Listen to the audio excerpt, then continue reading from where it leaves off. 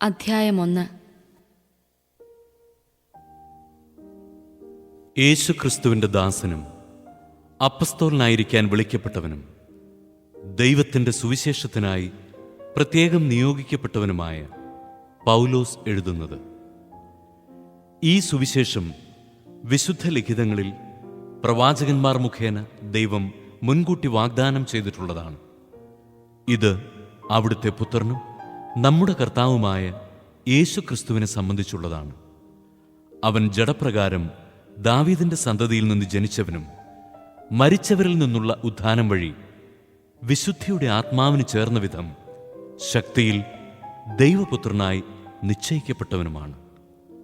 അവന്റെ നാമത്തെ പ്രതി വിശ്വാസത്തിന്റെ വിധേയത്വം സകല ജാതികളുടെ ഇടയിലും ഉളവാകേണ്ടതിന് ഞങ്ങൾ കൃപയും അപ്പസ്തോലസ്ഥാനവും പ്രാപിച്ചിരിക്കുന്നു. യേശുക്രിസ്തുവിന്റെ സ്വന്തമാകാൻ വിളിക്കപ്പെട്ടിരിക്കുന്ന നിങ്ങളും അവരിൽ ഉൾപ്പെടുന്നു. ദൈവത്തിന്റെ സ്നേഹഭാജനങ്ങളും വിശുദ്ധരാകാൻ വിളിക്കപ്പെട്ടവരുമായി റോമായിലുള്ള നിങ്ങൾക്കെല്ലാവർക്കും നമ്മുടെ പിതാവായ ദൈവത്തിൽ നിന്നും കർത്താവായ യേശുക്രിസ്തുവിൽ നിന്നും കൃപയും സമാധാനവും. നിങ്ങളുടെ വിശ്വാസം ഭൂമിയിൽ എല്ലായിടത്തും പ്രകീർത്തിക്കപ്പെടുന്നതിനാൽ നിങ്ങൾക്കെല്ലാവർക്കും വേണ്ടി ആദ്യമേ ഞാൻ യേശുക്രിസ്തു വഴി എൻ്റെ ദൈവത്തിന് നന്ദി പറയുന്നു.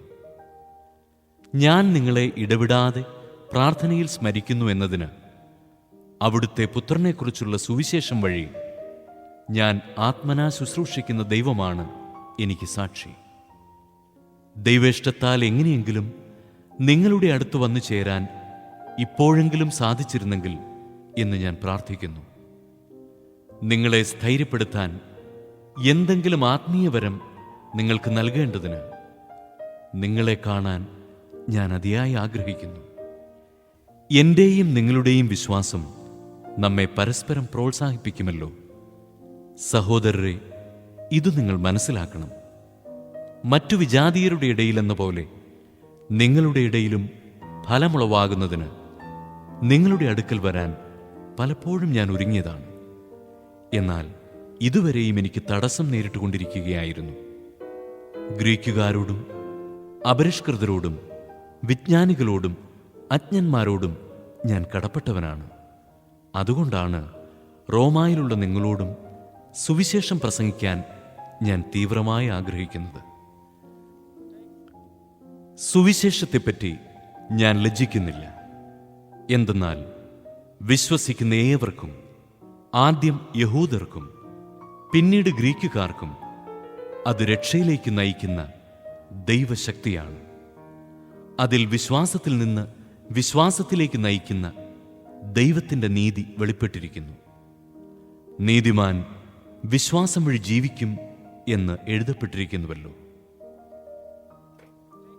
മനുഷ്യരുടെ സകല ദുഷ്ടതയ്ക്കും അനീതിക്കുമെതിരായി ദൈവത്തിൻ്റെ ക്രോധം ആകാശത്തുനിന്ന് പ്രത്യക്ഷപ്പെടുന്നു. അവർ തങ്ങളുടെ അനീതിയിൽ സത്യത്തെ തളച്ചിടുന്നു. ദൈവത്തെക്കുറിച്ച് അറിയാൻ കഴിയുന്നതൊക്കെ അവർക്ക് വ്യക്തമായി അറിയാം. ദൈവം അവയെല്ലാം അവർക്ക് വെളിപ്പെടുത്തിയിട്ടുണ്ട്. ലോകസൃഷ്ടി മുതൽ ദൈവത്തിൻ്റെ അദൃശ്യ പ്രകൃതി, അതായത് അവിടുത്തെ അനന്തശക്തിയും ദൈവത്വവും സൃഷ്ടവസ്തുക്കളിലൂടെ സ്പഷ്ടമായി അറിഞ്ഞിട്ടുണ്ട്. അതുകൊണ്ട് അവർക്ക് ഒഴികഴിവില്ല. അവർ ദൈവത്തെ അറിഞ്ഞിരുന്നെങ്കിലും അവിടുത്തെ ദൈവമായി മഹത്വപ്പെടുത്തുകയോ അവിടുത്തേക്ക് നന്ദി പ്രകാശിപ്പിക്കുകയോ ചെയ്തില്ല.